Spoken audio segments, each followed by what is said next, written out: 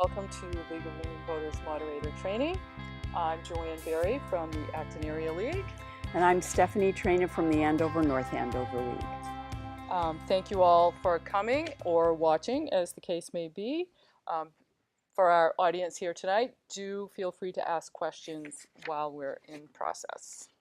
Just a quick overview of what we're covering tonight. The role of the moderator.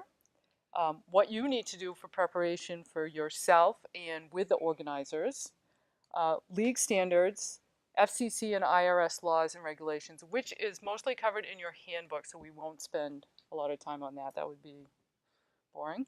And we will be on the move on to the role playing. So, what do moderators do? I think everyone knows that. It's officially moderating the flow of discussion, but making sure that the forum is fair and unbiased, and that every voice is respected.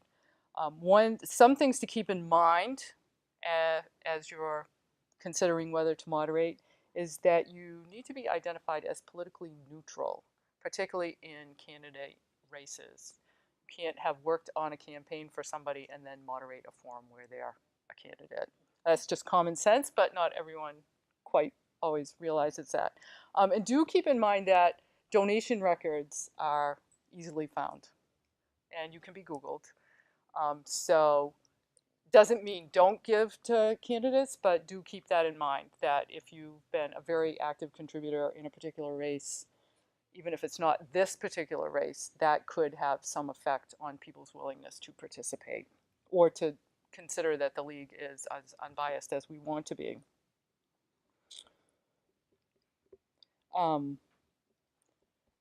One thing about being a moderator to help keep it fair is to start on time and end on time. People seem always amazed that you can do that. So it's not that hard of a trick, and people love it. One good thing to do is to just give a warning when you're coming up to the last question, or that there's 5 more minutes depending on the format that you're using. But it's like, this is our last question, and people can see, oh yeah, we'll be done. Forum preparation by the organizers and what you need to know. Some of these questions are more relevant when sponsoring with another organization than the league. If it is another organization, including a news organization, have they taken a position or made an endorsement of a candidate prior to the forum? You would want to definitely know that. Are the goals of the forum to inform the public in a nonpartisan manner? Is it an opportunity for an issue of concern to be aired in a safe environment? If there are a lot of candidates, is it possible to put more focus on the contested offices? When you're working with the organizers, you might want to suggest that. If it's a candidates forum, will each candidate have an equal opportunity to present his or her views? In the case of uncontested offices, it is appropriate to allow candidates the opportunity to introduce themselves and to either answer a question or no questions. The ground rules and criteria should be spelled out in the letters of invitation to candidates, and criteria should be established prior to any invitations. So that's an important piece that you hope your organizers will work out, and important for you to know. If you are sponsoring with particularly a news organization who has already taken a position or endorsed a candidate, should the league continue to sponsor the forum with them? And I would say in most cases, no. No. And it's also a good idea, I'm just going to add, Yeah, it's also sure. a good idea to spell out the ground rules at the start of the forum, because while the candidates know the rules and you know the rules, it's good for all of the audience to know, because then they'll be like, oh yeah, that's how it's supposed to go. Right, and that should actually be in the script. That all should be. We'll get to that, but yes. The venue, where and when, that's fairly straightforward, but just make sure, and I think most leagues do, or most organizations will do this, make sure that the venue is handicap accessible, that there's parking, that there's some kind of sound system, and that you know when the start and end times are. Depending on yours and the organizer's level of experience and history of working with each other, ask questions and be as involved as you need to be. So you'll want to cover these kinds of things. You know, how long is it going to be? How will the candidates be arranged? how many panels if there are a couple of races, and how the speaking order will be determined, and then, the order of opening and closing statements. So the question is, if you're moderating, particularly with another organization, should you ask this up front? Yes. Yes, you should. Sometimes Yes. organizers, particularly if they've not done this a lot, might ask you. And if you don't feel comfortable with an answer right away, just obviously say, "Oh, I'll get back to you," and then confer with some of your league buddies and figure out what might be the appropriate answer. But don't assume that they're gonna, particularly if it's another organization, that they're gonna do what you would expect a league organization to do. One of the things that you definitely want to know going in is, what will the question format be? Often the questions are on cards. I think most people are familiar with that. Usually leagues will have some questions queued up ahead of time that a committee or group from the league has prepared in advance. The candidates may or may not know those questions ahead. That depends on how you set up the forum. Right. You can have questions from the audience by oral questions coming up to the mic, and certainly by email or text, depending on what the custom is. And any of these, it seems that many leagues are reluctant to have oral questions. If you don't feel comfortable with questions from the audience, say so. But I haven't had a lot of them lately. They're mostly, it seems, in writing on the cards, or questions that they already have ahead of time, particularly if there's a lot of candidates. They may already have the questions just to save time. Welcome everyone to the League of Women Voters Town Council Candidates Night. Thank you all for joining us tonight. I'd like to thank you all. I would also like to welcome you on behalf of the League. The League of Women Voters is a nonpartisan organization that focuses on government. And today we have Ms. Jones and Ms. All of our, I would love to talk to you about that after. All of our positions are carefully studied over a large portion of time. But I would like to focus on the candidates tonight. So we have Ms. Jones and our incumbent, Councilor Smith, and give you guys a couple questions. I'll be directing questions at you directly, and maybe we'll grab some audience questions towards the end. And just if you have some ideas for questions, get them ready, and we'll get those later on.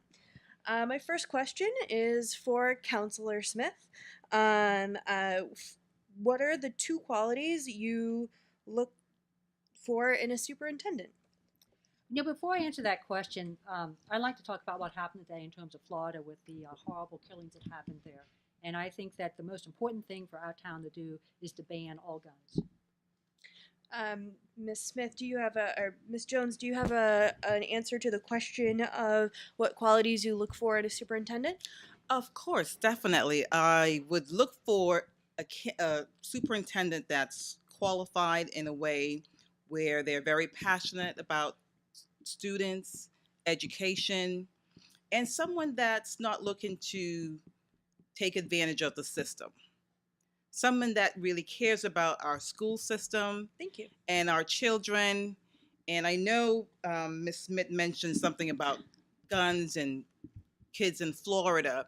If we have a superintendent that's very passionate about kids and our education for the students, then we wouldn't have kids running off or being loosely minded in certain ways. Thank you so much. I'm going to just remind everyone that we're going to keep all of the answers about the policies and about the questions, and not make personal remarks or address the other candidates. Please address me, and the audience can also address me.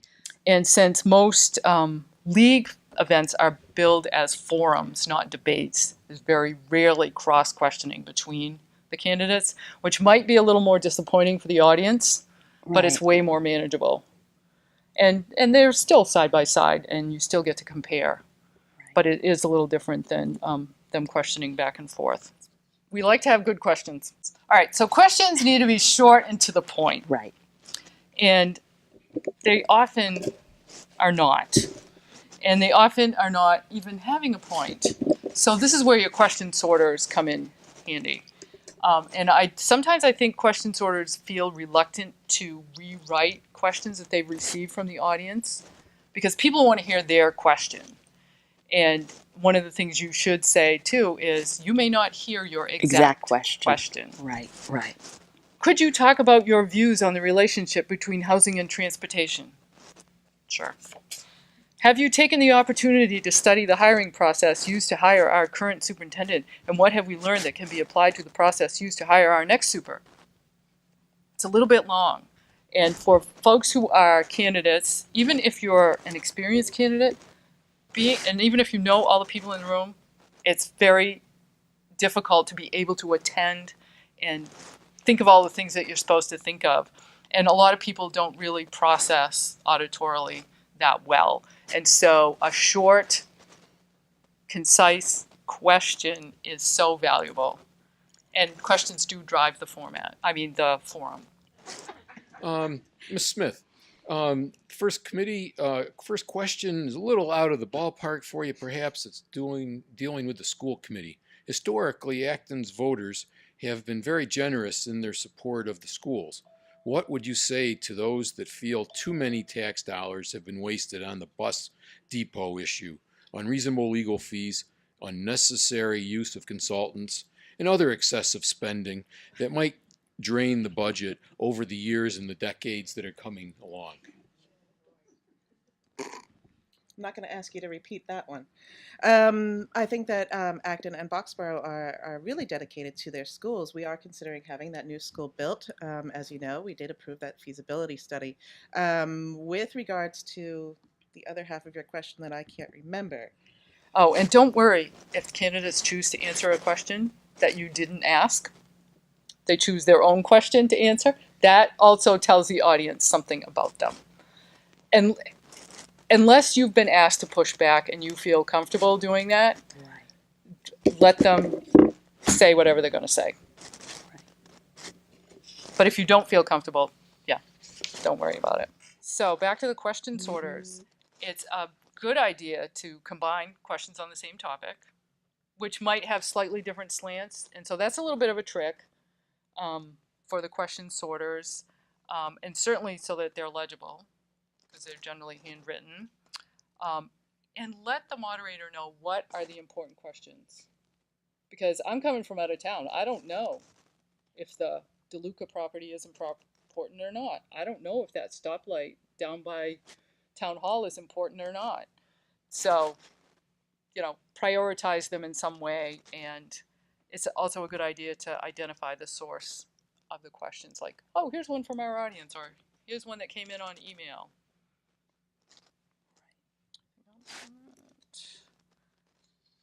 And then keep the cards at the end. Why is that? Because then they can't be used against you. See, you were censoring. You didn't ask my question. Or they don't recognize that a question that was very similar to the one they asked was asked, because people want to hear their question. And if there was one on the same topic, then you don't necessarily need another question on that same topic. You're going to need to be paying attention to the timers. So it's very, when you're juggling a lot of things at the podium, the questions and paying attention to the timers and making sure you're addressing the candidates, you really do have to be careful not to get distracted by the answers.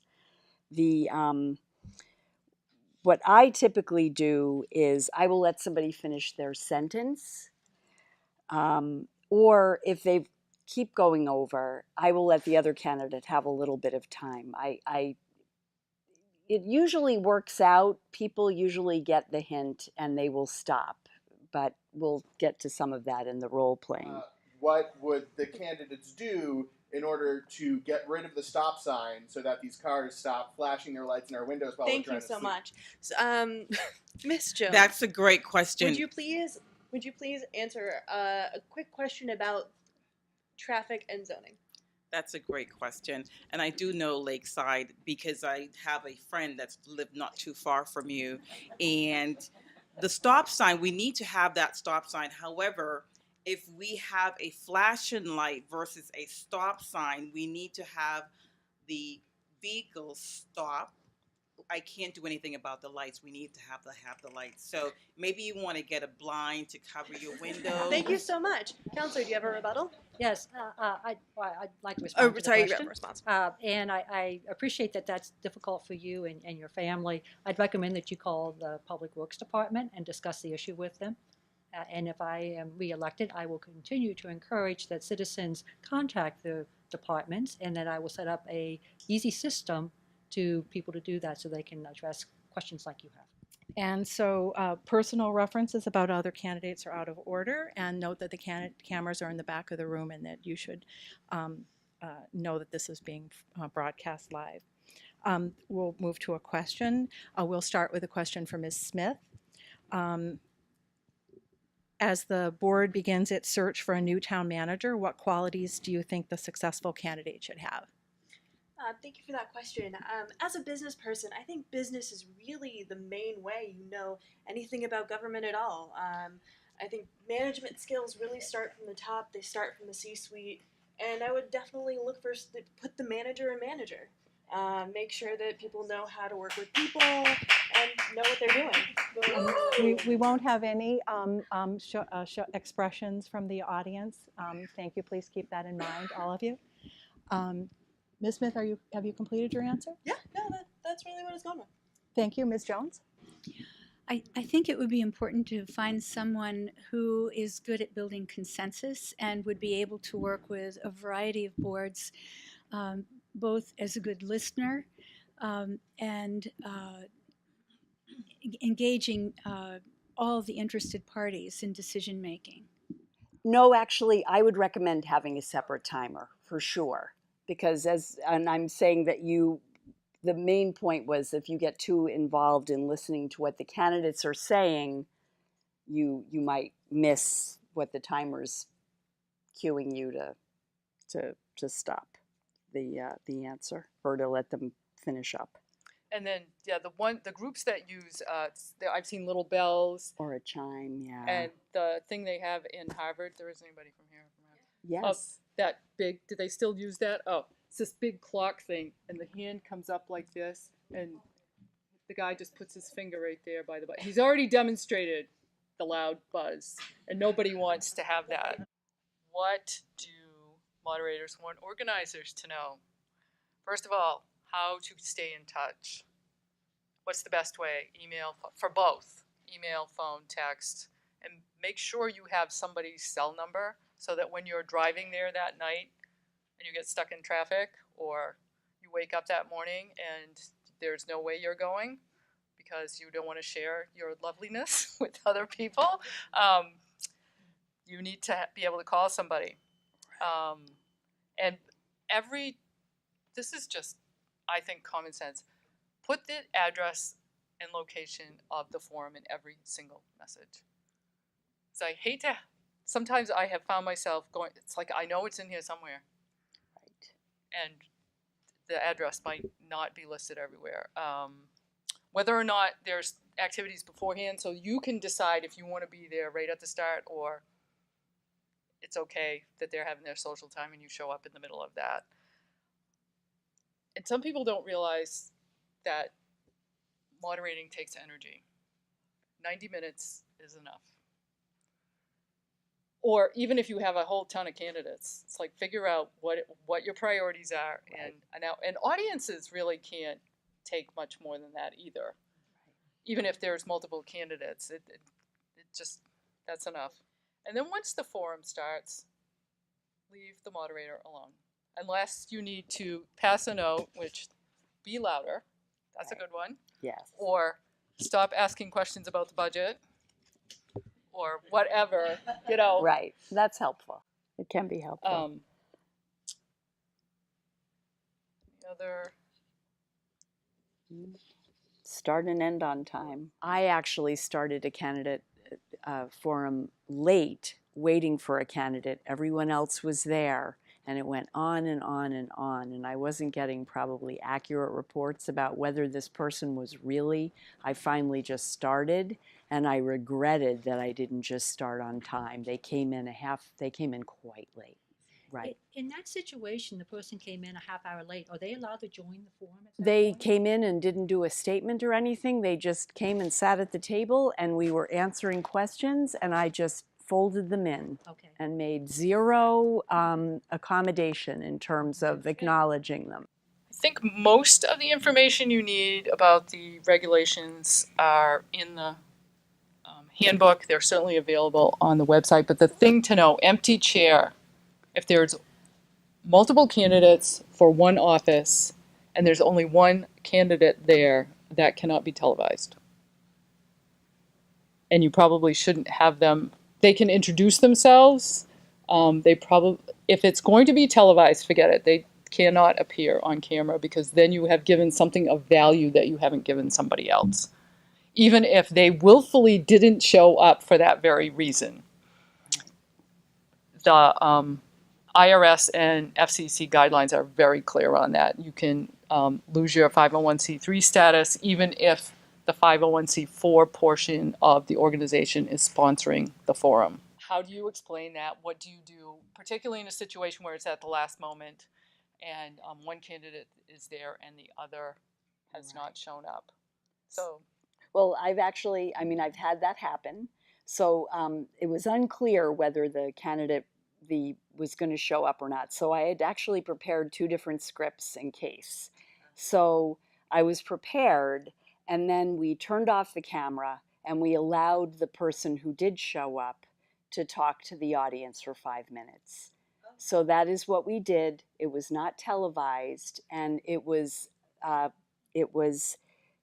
everything was shut down. The forum was done, and we said, if you would like to stay, the candidate will be here and will be available, and we'll talk for a few minutes. So we did it at the very end. So what I would recommend, if it happens to you at the last minute, is that you move that race to the very end, and then you can at least do something. The letter to the candidates should explain that, as well as any handouts that you might have at the forum, but definitely explain it to the audience so that they'll know. It only Yes. applies if it is being broadcast or video or or available for watching. If there are multiple candidates and only one does not show up, that's fine. It's the case of where there is only one candidate out of how many ever are in the field. So the question is, may candidates submit a statement about why they aren't able to or aren't attending? Very many leagues do allow that. That is allowed, I believe, under the law, and it depends on the local leagues. Many of them do, and either somebody from the league or even the moderator will, just read. And it's just a matter of, I can't attend because death in the family, blah, blah, blah. What do you need to do? And I know Stephanie does. Stephanie has this process down. So why don't you go ahead with what you put in your script and stuff. So before I moderate any event, I prepare a script. It's in your sample is in your handout there. And in that script is basically everything that I need to conduct the evening, from introductory remarks, the format, who the candidates are. I end with the when the election is and what the poll hours are. And I even embed my question grids into that script so that I just have that at the event. So I will randomize it, and I will actually have that right in the script too. And it's just very helpful in case I lose my place or something, to have it all right there. So that's what I do. And I would say usually the organizers will do this, from this time to this time we'll have school committee candidates. Yes, right. And then it'll take 2 minutes to change, and then we'll have Board of Selectmen candidates. But you need to know when you can ask your last question. Right. Because depending on their response time, 1 minute to 1.5 minutes usually. 2 minutes is really a long time for it is, in general, too long for response to the questions. So time out how many questions you can have and know when you're either going to go to closing statements, if that's part of it, or when you're going to ask your last question for each, if it's multiple panels, and definitely at the end with Right. enough time to do the closing, and very often a local league person will come up and do the reminder about voting and all of that stuff. Right. And particularly if it's live on television, but still Yes. time that out, Right. because people Having the want to know schedule. what time they're going to get out, and if Right. you give them 3 extra minutes, it's a gift. And it's a good idea to have general questions that you could ask just in case you need them. Usually that's not a problem. Great question. It is How very much good question. research to do on the candidates and that sort of thing? I don't do any. I definitely find out how to pronounce people's names. Yes. Yes. And sometimes you have to ask them. Right. I usually ask them. And if you mess it up, don't worry. Yeah. Usually third time's charm on getting it when you call on them. And that is one thing that I know different people approach this differently, but I always use their last names. Right. Because sometimes they'll say, I "Oh, do you can call too. me Bob," and I'm like, "No, I won't." It's Mr. and Ms. It helps keep the candidate on the straight and narrow, and there's no favoritism or anything, Right. The familiarity. It's everyone's level. The question regarding how do you address That an incumbent. If it was a congressperson, yes. Yes. Rep or Right. congresswoman or senator, that would certainly be acceptable Right. because that is their title. But if it's local office, Mr., Ms., Doctor, if that applies. Another thing you can do to help get more questions in quickly is do kind of like lightning round things. Or if you have questions that you already have, it's like, what are you going to do about the stoplight? And then there's the park gate, and then there's the dog poop, and whatever, you can bunch them up and then give people a short time. And oftentimes those sorts of questions can have quick answers, like call the Department of Public Works, whatever. That's a There's really a hotline, good idea. blah, blah, blah. Yes. Whatever it is can help speed through some of those. Right. And, unless people are used to standing up asking questions concisely, like they're reporters or something. I mean, some Right. people are just going to get so flustered, even if they want to ask the question quickly, they can't. So this page is just a couple of the sample grids, though they are also included in your packet. They are just done on a spreadsheet. The league office can probably share those. I certainly have a file, and I print out a bunch every time. I bring extras when I go, just in case. That's one of the things I do, because I do not embed mine in the script. I keep mine separately, and then put in the name. So this 10 candidate randomized one is one that I actually used in Springfield earlier this year, or last year. And I had the chart completely made and randomized, and then when I got the candidates' names after they had their preliminary election, I just dropped them in alphabetical order. So there was absolutely no way to know who was going to get what question. Okay, so how would you use this grid? So if you have more than 2 candidates, so if you have 2 candidates, you're going to give them turns back to alternate who starts. But if you have more than that, it's good to randomize them so they're not always following the same person. Right. Which with 3, that's going to happen. Right. If you have a bunch of questions. But and in the case where you have up to 10, the way I usually recommend doing it when you have that many candidates is not to ask every candidate every question, because they just go down the row. Yep. Mm-hmm. Oh, but I don't like that one, but I like this. It just gets really boring. And I did get 1 or 2 complaints. They weren't really complaints because they did think it was a fair process, but a couple of candidates always want a particular question because that's their pet topic, and they didn't quite get it. But when I told one of the candidates, it's like, I just made this last week, and as soon as I got your names, I put it in there, and and I didn't know any of the people, and I always point that out too, that I do not know any of the candidates.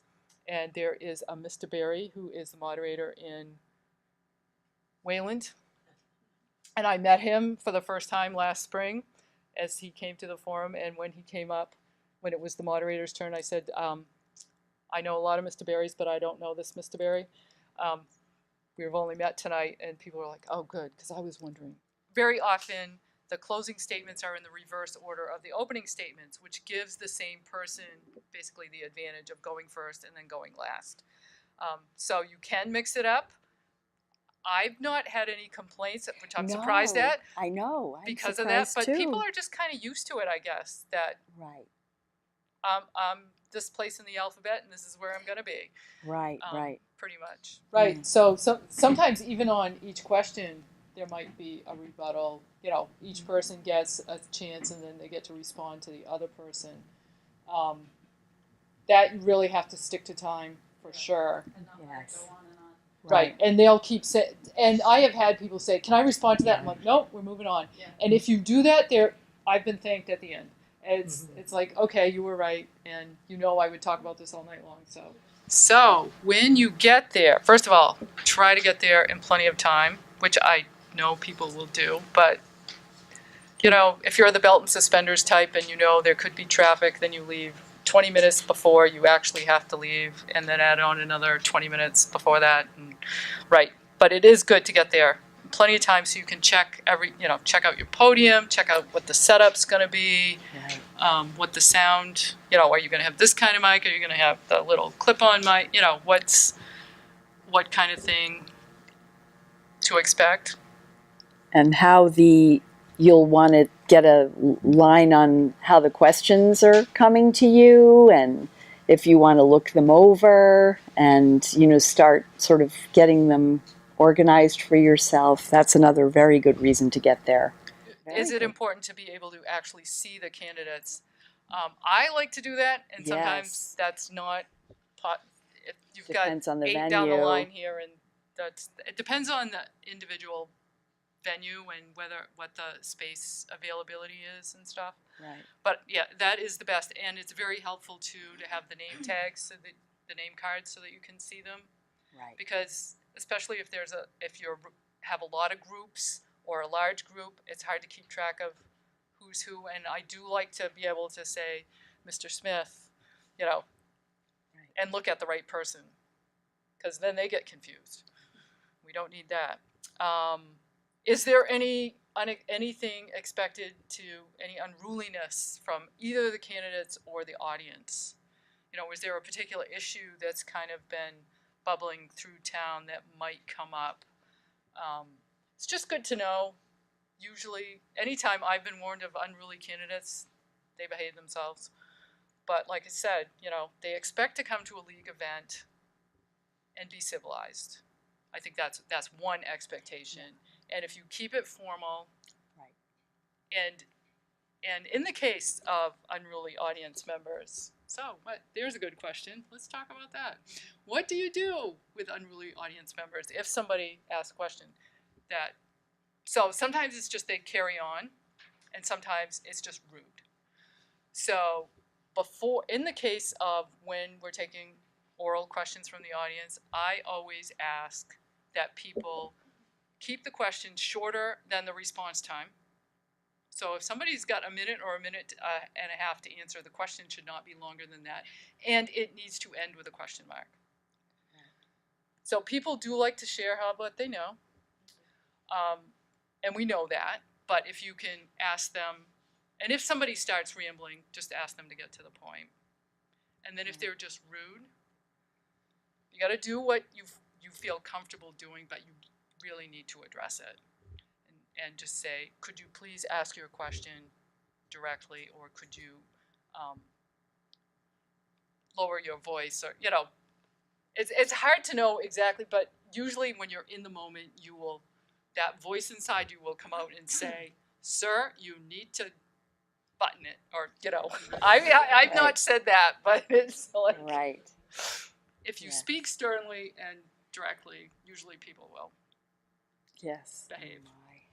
And I think it doesn't really happen that often. No. And the TV people usually are very good about coming in and checking in with you and making sure that you're comfortable with the mics and that everything's all good to go. And But I would definitely seek them out. I would definitely, I Yeah, think if they don't come to sometimes you, yeah. because people are bustling around, taking care of last minute things, they think maybe you're the moderator and you've got it all under control, even though maybe no one's told you lots of stuff you might need to know or you want to. So do what you need to do to make yourself comfortable, I would say. Determine if the Yes. mics are for TV or for the room. Right. And if you need to speak louder, Right. which usually many rooms aren't really made for good sound and you do have to speak louder. Right. What about developer trying to turn farmland into housings? How do you feel about that, sir? I don't know where else you would build a house, but I've got some very important but sad and disturbing news this evening. My opponent is a liar. Mr. Smith, Absolutely runs Mr. Smith, all over the excuse me, facts Mr. and Smith, does not give anybody I any would opinions ask that you other than refrain her own. from calling your opponent liars or any other sort of I've got it name. right here. I've got it right here. Mr. Smith, please answer the questions. Thank you. If you can answer the question, if not, I'll pass over to Ms. Jones. Thank you. Thank you for those questions. Very important as we want to protect our farmland in town. The town has very well established open space plan to help guide decisions that are made. Also has a zoning board that evaluates all programs and potential developments. And it's important for us to follow the laws and the bylaws that have been put in place in our town, and that's what I fully expect that they would do. The town is interested in preserving the farmland.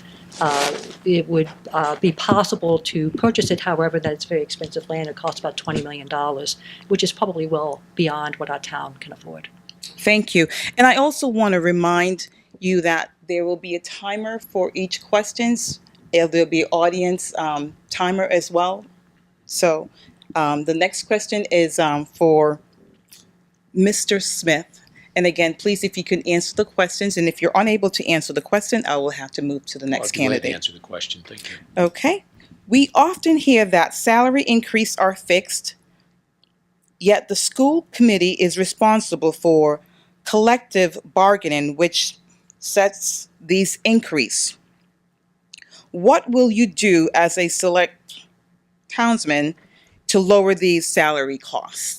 Oh, I can't believe in lowering salaries. I'm a school teacher myself, and there isn't anything I wouldn't do to try to get my fellow teachers that bust their hump every day as much money as they could possibly get.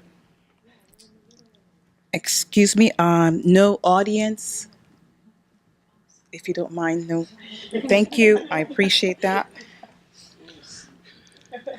Thank you, Mr. Smith.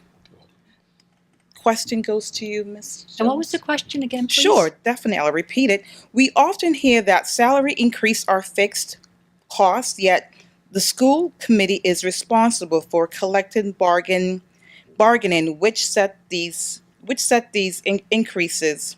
Which will you do? What will you do as a select townsman to lower these salary costs? It's not my job.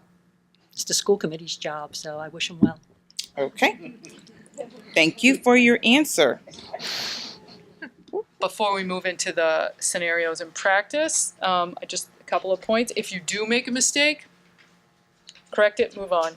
Yeah. If it's something, if you mispronounce somebody's name or something, just say, "Oh, I'm sorry," and continue on. Right. Because people are really interested in what the candidates have to say. If you feel comfortable using humor, go ahead. If you've been told this isn't your strong suit, don't worry about it. Just don't do it. It's fine.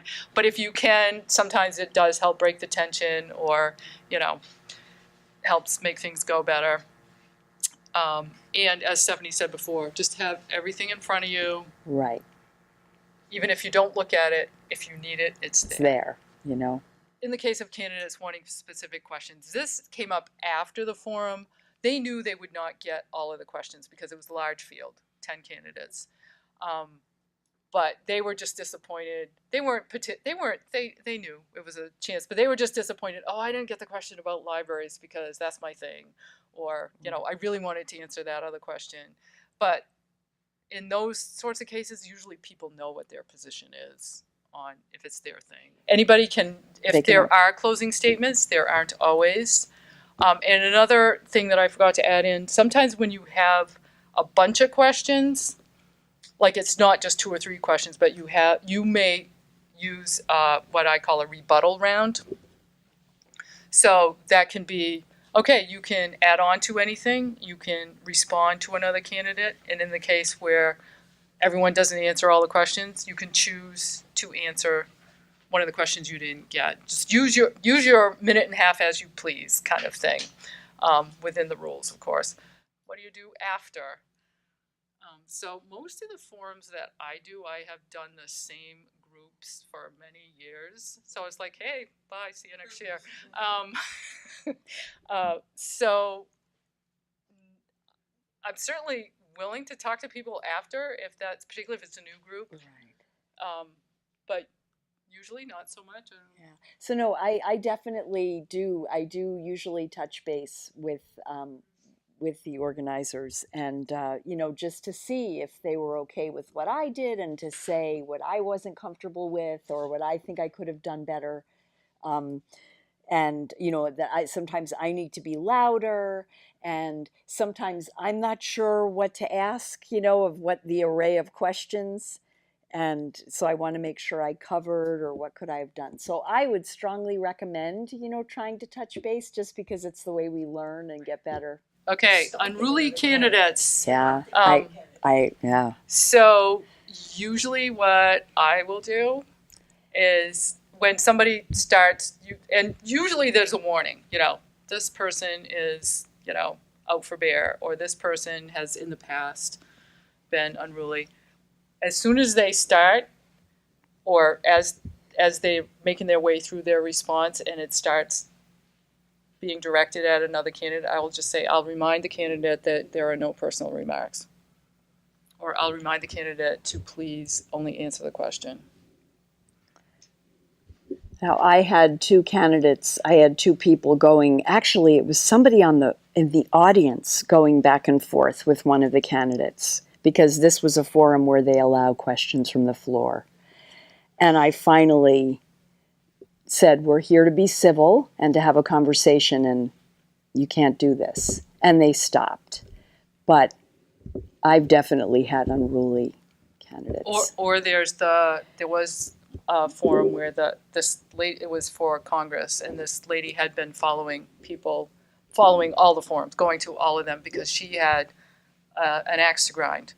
And I didn't know who she was, but she got up and asked her question, and then I indicated that one of them should answer, and she just kept going.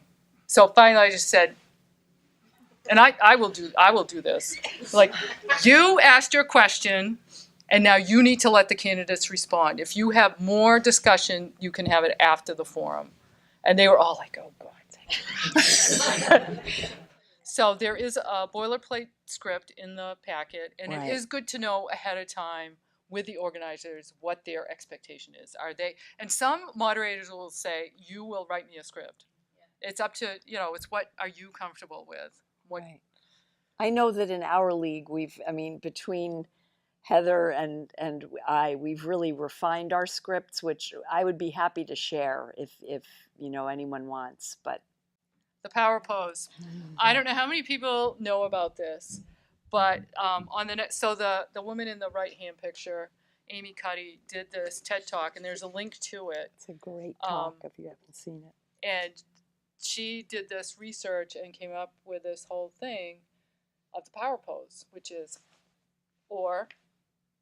Mm-hmm. And she suggests, if you're going into a situation, job interview, moderating, whatever it is, go into the restroom, stand there, do your power pose, and you are good to go. And it works because it gives you, because of all the processes in our bodies, it gives you that little boost. And the pictures that I put on our notes are Wonder Woman and Shadow, or whatever her name is. Oh, gosh.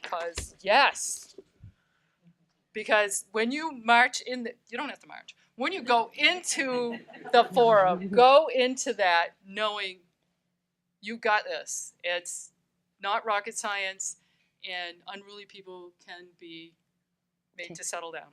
Right. One of my biggest concerns, and I get this is very much my personality, is because I look younger, I'm very afraid that, standing next to, if, their counselors have been on the city council for, 20 years, and they'll come in and be like, I've been on the city council longer than you've been alive. How do I, other than just confidence, is there any tricks to sort of being like, no, I'm here, I'm your moderator, deal with it? Power pose. Power pose. Okay. And also at the start, introduce yourself, make sure you have their name pronunciations correct. Gotcha. And you could even kind of make a little joke if somebody gives you kind of a, are you still in high school or what? One of those kind of things. You'd be like, yep, I know I look young, but I'm here to do a good job.